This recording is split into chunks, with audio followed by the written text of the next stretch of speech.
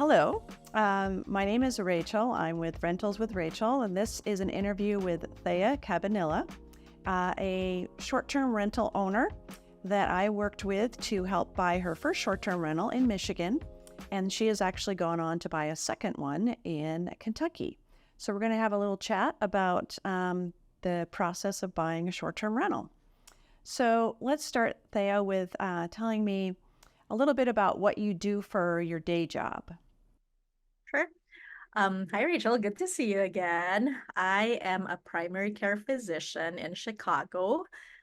So I see older adults in the south side of Chicago. And All I do right. still work kind of full time, like 3.5 days a week. Yep. Okay, great. And so, what attracted you to looking at buying a short-term rental?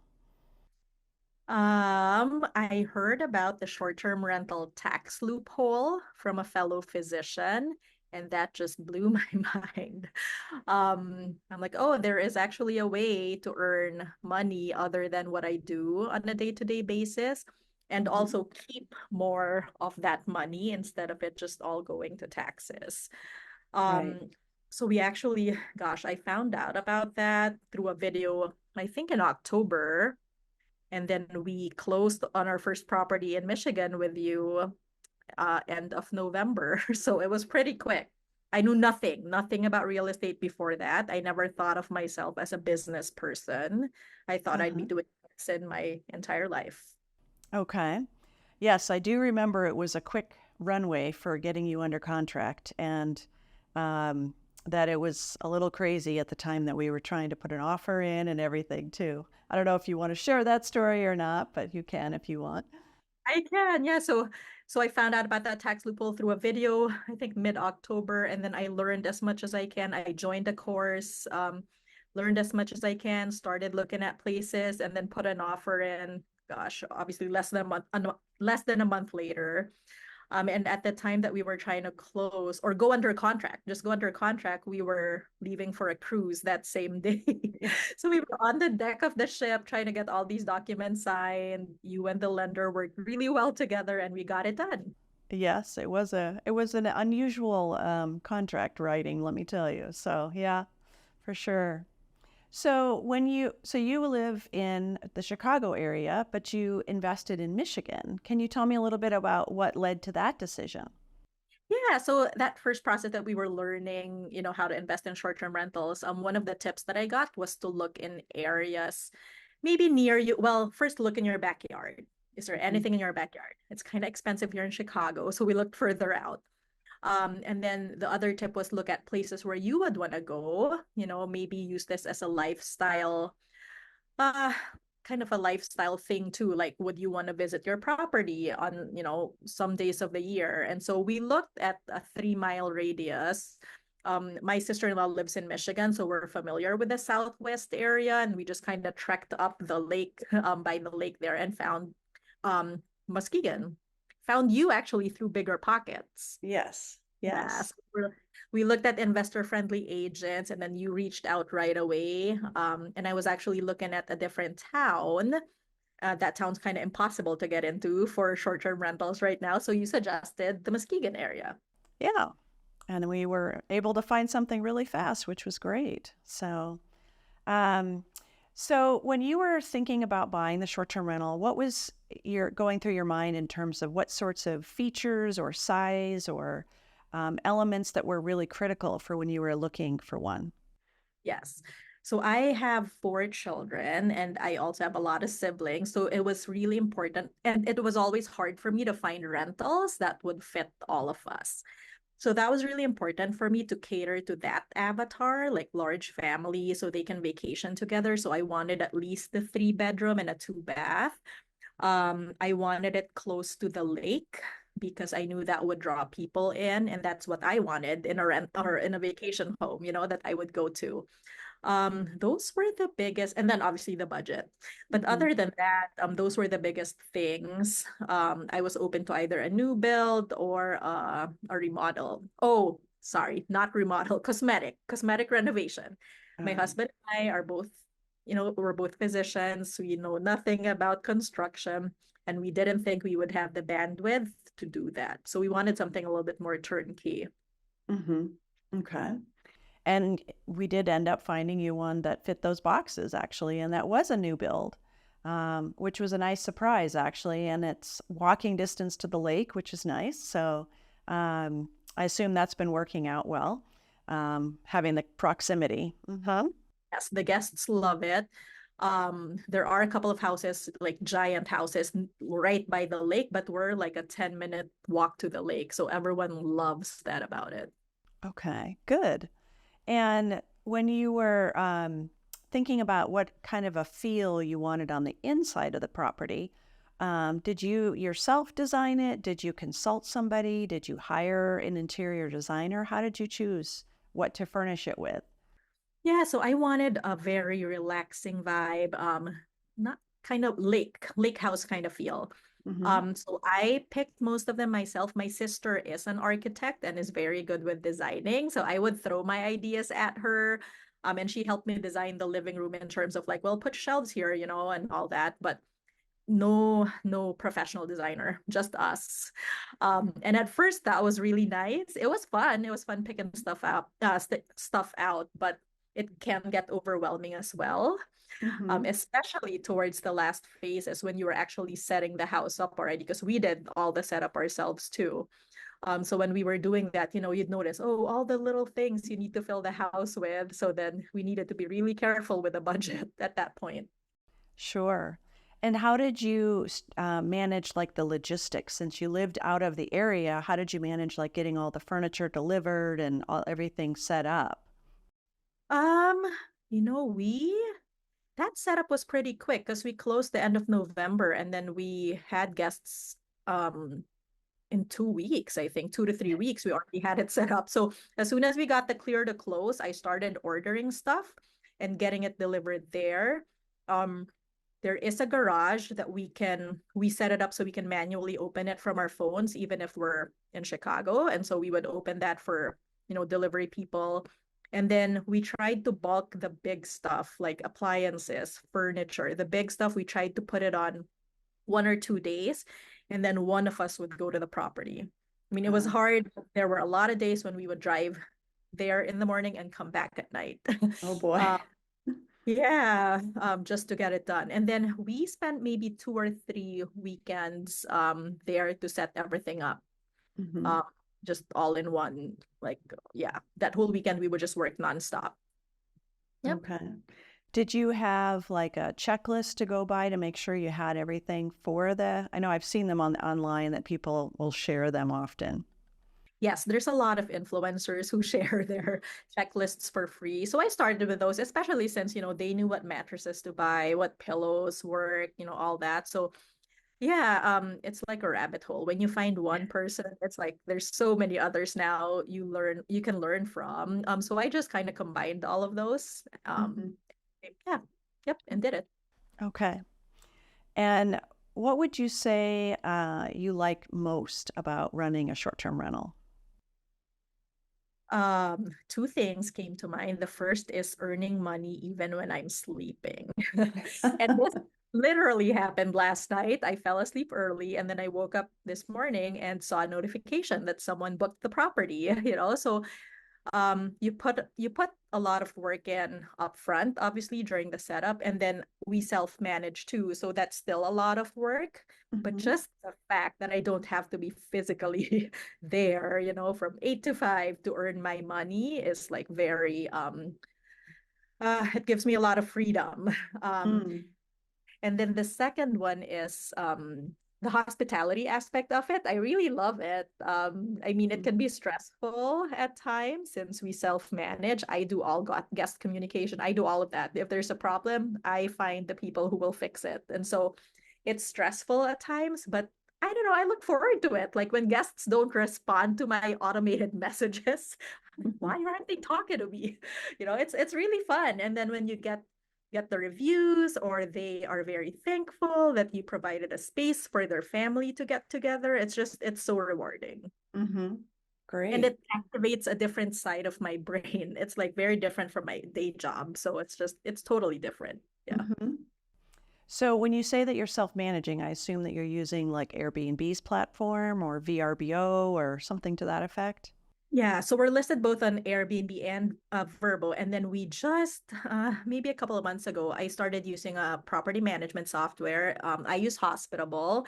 And Mm-hmm. so through there, we have a direct booking site, which I've only used for friends. I haven't gotten a direct booking from a random person. Mm-hmm. Um, but when I say self-manage, like I handle all the bookings, all guest communications, all revenue management, like I change the prices, like all that. I do that. Okay. And what was it like, finding someone local to do your house cleaning in between guests, and how do you handle like a stopped up toilet, for example? It's never happened yet, but so that is very critical, I think, because if you have a good cleaner, all you need is a really good cleaner and a really good handyman. If you have those two, you are golden. You need to keep them forever and keep them happy. So I found both our cleaners in Michigan and Kentucky through Turno. It's Mm. a software that you can like put in your property, how many bedrooms, how many baths, and then they submit bids. The cleaners Mm. submit bids. And then I interview them. So one weekend when we were up in Michigan, I just had a couple of people stop by and I asked, you have to do a really good interview because short-term rental cleaning is very different than Mm-hmm. regular house cleaning. It's very meticulous. They look in all the drawers, all the furniture. It's very different. So thankfully, I was able to find one. And they are my eyes and my ears. They are my boots on the ground. Mm-hmm. Um, my cleaners, they don't only clean for me, they also are my runners, which obviously I pay them extra to do that. Mm-hmm. But for example, if a guest left something or I need what happened recently in Kentucky, the bed broke at Okay. night. The bed broke. So I texted my cleaner and she went to Walmart and got me a new bed frame and installed it that same night. So stuff like that. Mm-hmm. So it is very useful if your cleaner is also handy. They don't have to be the handyman, but if they're at least a little handy, because then they can handle little things like that instead of having to bring in someone else to do those things. Sure, sure. Okay. What would you say has surprised you the most about doing it, or has even been the most challenging part about running a short-term rental remotely? The most challenging part, um, I don't mind it right now as much because we only have two, so it's manageable. But I think what can really be challenging is that you're basically on call all the time. So it's basically like a physician being on call all the time, which I'm trying to run away from. Um, because like one time we were out of the country and we had a guest in Michigan and they were really nice. They were really nice, but they were also very communicative. They were like messaging me all the time. And so they said it was a little hot upstairs. So I like, okay, I'll order fans for tomorrow. So I had to buy and communicate with my cleaner to bring it to the house. So it was doable, but the Wi-Fi on my end was in and out from out of the country. So it was kind of stressful. I did it. I got a 5-star review after that, but things like that, like eventually I'd wanna probably once we scale more, I'd want to delegate that to someone else and build, a team to help me. Mm-hmm. Okay. Um, and have you had to deal with a lot of people worry about doing short-term rentals because they think the guests are going to destroy the house or cause problems or have wild parties or things like that. Have you run into any of that yet? Not yet, thankfully. We do a lot upfront though to even prevent that from happening, and I can share some of those tips if you'd like. Sure. Yeah. Yeah. So one is we have every guest, even if they book on Airbnb or Verbo, to sign a rental contract. Mm-hmm. I ask for their email and then I send that to them. They have to sign it within 24 or 48 hours and they need to give me a copy of their photo ID. So just up front, if they're not willing to sign that, then it's kind of like, well, why? Right? And then Mm-hmm. it's a whole contract. It specifies our house rules. And if you break these house rules, we'll charge you this much. And then I also have a noise monitor called Minute, Minut. Mm-hmm. It's becoming more popular now. So it detects noise and cigarette smoke. And we tell the guests that they know. Mhm. So that's easily already one step to prevent that from happening. I have had a guest that I was very worried about because it's a youngish kind of group, and they said, "Oh, we saw your house rules. We are smokers, but we want to respect your house rules." So then we compromised. I said, "Okay, I'll provide ashtrays. You can smoke out in the deck area, but make sure everything's clean." And it actually turned out okay. Ah, Um, okay. yeah, so smoking, and then we have a ring camera to verify occupancy. Um, just the front door, and I tell them that I'm like, I do check, how many people come in, and then I I obviously do not look all the time, but at least in the beginning when they check in, I will look at that ring camera and see how many people come in. Mhm. And then if it dings all the time, that's kind of like a red flag. Well, why is it dinging, at 1 a.m. or something? So that's something you can do as an owner is monitor that. Yeah. Uh, we also have a minimum age, and this is kind of controversial, but I've heard that just like when renting a car, the minimum age is 25. I think it Mhm. just prevents, the parties, maybe the younger ones who might want to throw a party. And then 2 night minimums. I do switch that around depending on how booked I am, but I started out with 2 night minimums to prevent, people from in town just wanting to find a place for a party. I Sure. think those are the biggest ones Yeah. that I. Mhm. Well, good. Good. That's some good tips for Oh, everybody. one Mm. thing too that I've just started doing, it's not preventive, but more to help out if it does happen, if there's accidental or intentional guest damage, is I book insurance through Wavo. Have you heard of that? No, but I Um, know there's a whole lot of new things coming out all the time for short-term yes. rentals. Yeah, and this Yeah. is actually, so I have a separate short-term rental or homeowners insurance through Proper. And then Mm-hmm. for every guest, I buy like a stay just insurance for that stay. Mm. So if they leave and they like damage furniture or they damage the walls, then that's only like $39 for that one stay, but they'll cover up to 1,500 worth of damages. Mm-hmm. And so sometimes that's nice because then even, for example, the bed, if it broke, I can use that to replace the bed, Mm-hmm. uh, instead of asking, I mean, it wasn't their fault, it was accidental. So Mm-hmm. Sure. Sure. So you mentioned earlier that you have another property now in Kentucky as well. So tell us a little bit about how you chose that location and that house too. yeah, so that also was very random. I've never heard of the place before. But I signed up for another program through SDR Insights. Mm. And in that program, so you set your budget, and then you set your target revenue or revenue, your target revenue. And then it's a software that can look for markets that hit those things. So again, we just set our radius. We're like 3 hours from Chicago, and we couldn't find any property. So I'm like, okay, further out, 4 hours, 5 hours. And then we finally found Louisville, Kentucky, because the Derby. The Mm. Derby brings in a lot of money. And I was super excited about the non-seasonality of it, very Mm-hmm. different from Michigan.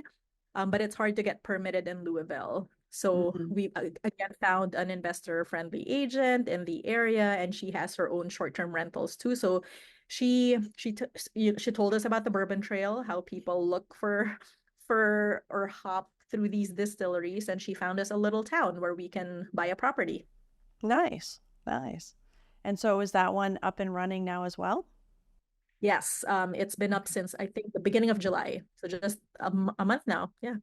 So how is it to run two different ones in different locations remotely? Yeah, it's fun. So the difference is when we launched this property, we got bookings right away, um, because it's not seasonal. With Michigan, it was the winter, and so we just fit, or we're still in the midst of our first busy slash peak season in Michigan. So that was Mm. very different, having a very slow start and then waiting for the peak season versus this one. It's already up and running, and we've had several guests. Running to the Michigan one, since we've had it for a while, my cleaner is like top notch. I barely have to do anything for that. Mm-hmm. Even though we're back to back this month, It's been running really smoothly. If they need anything refilled, she just texts me and then I have it delivered to her place. If something breaks, we text the handyman and the handyman comes. It's really doable. In Kentucky, it's the same. It's still, the property is relatively new. We do have a hot tub there, so that's something new because we don't have that in Michigan. Right. Um, so just learning how to navigate. So we're still buying some stuff for this place and my cleaner is setting it up. So again, just having really good boots on the ground that you can trust is key. Mm-hmm. Just think about it as, I mean, even if I lived an hour away from this rental, if something breaks, like I'm not going to be able to fix it anyway. So I'm still going to have to call someone. So it's Mm-hmm. just the same thing. You're doing the same thing, even if it's far away. Right. Okay. Well, what kind of advice would you give to someone who's thinking about becoming a short-term rental owner operator? It is amazing, like what you can do, even if it's it can be really scary at first. But you don't have to know everything before you start. I mean, we knew nothing, again, we knew nothing, and then we just jumped in. We just knew enough to take that first step. And then there's people along the way. There's so many people along the way who will help you and share their expertise with you. Even other short-term rental owners, like in Kentucky, I just reached out to this other owner and we met up. And then now I have a friend in the area and she shares so much with me. So there's so many people who will help. You just need to take that first step. If you make a mistake, then you learned and you pivot, and then next time you won't do it again or you'll do better. It's scary, but it's very doable. As I said, we both have full-time jobs and we have four youngish kids. The oldest is 7. They range from 18 months to 7. Mm-hmm. So it's doable. And it like gives you so much freedom. You don't have to be tied to your job forever. Uh-huh. So you mentioned that you're planning to scale. So what does that look like for your future? So the hope is that at least one of us can, stay home more with the kids. I don't want 30, 50, 100 doors. That's not what I'm looking for. I'm thinking maybe 5 at the most.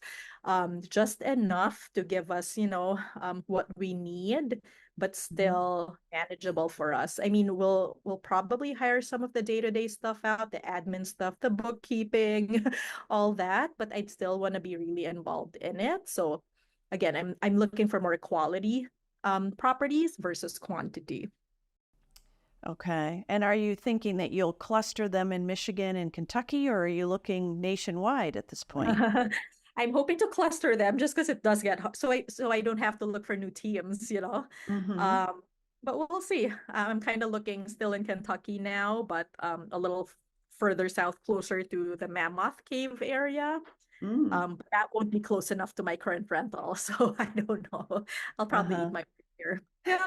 Maybe we'll Okay. be back in Michigan too. Michigan's so beautiful. Yeah. So would you say there's anything that you would do differently going forward? Yeah, I would probably have been better with finances because that's what's stressing me out right now in terms of keeping track of it. Uh, Um, I, I mean, now we have, and there's a whole other, we have asset protection like LLCs and all that set up through a short-term rental lawyer. We have business accounts set up. I would have probably done that sooner, at least separating personal from business expenses, and then hired a bookkeeper way a long time ago. Because as of now, I'm still looking for one, and it's just getting harder and harder to reconcile those accounts. And then the other thing that I'd be open to is the actual setup. When we set up ourselves because we want to hit, we're doing the short-term rental tax loophole, and so you have to hit a certain number of hours for that of work that you put into the property.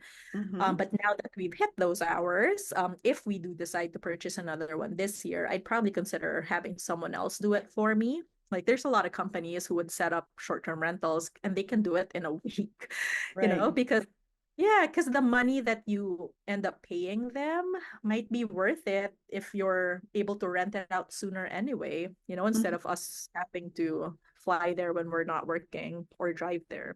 Mm-hmm. Sure. Do you have any recommendations for people? You mentioned a few trainings that you went through. Do you have recommendations for people who want to get into this, books they should check out or trainings that were particularly helpful? Yeah, well, a book that I just finished reading, it's not related to short-term rentals directly, but more hospitality. But I think it was very eye-opening. It's called oh my gosh, it's Will Guidara, Unreasonable Hospitality. Ah, Unreasonable Hospitality. It's amazing. Just it opened my mind to like how I should be approaching this. And then the people that I've learned a lot from, Madeline Holland, Madeline Rayford Holland. She's on Instagram. okay. The Carwells are in Michigan, Karwells. I learn a lot from Mm-hmm. them. Bill Faith as well. Um, and then she's in California, Marilyn Taylor. So all of these people are on Instagram. And then STR Insights, Kenny Bedwell. Midterm, I've kind of dabbled in midterm rentals as well, especially in Mm-hmm. Michigan. When it's this slower season, I've rented it out to insurance clients. I learned that Mm-hmm. through Rachel Gainsborough, Mm-hmm. G Gainesbrugh. Yeah, she's on Instagram too. Mm-hmm. So those are the people I learned a lot from. Great. All right. Anything else that you want to add that I haven't asked about? No, no, it's amazing. This world is amazing. Come jump right in. Rachel can help you. Thank you.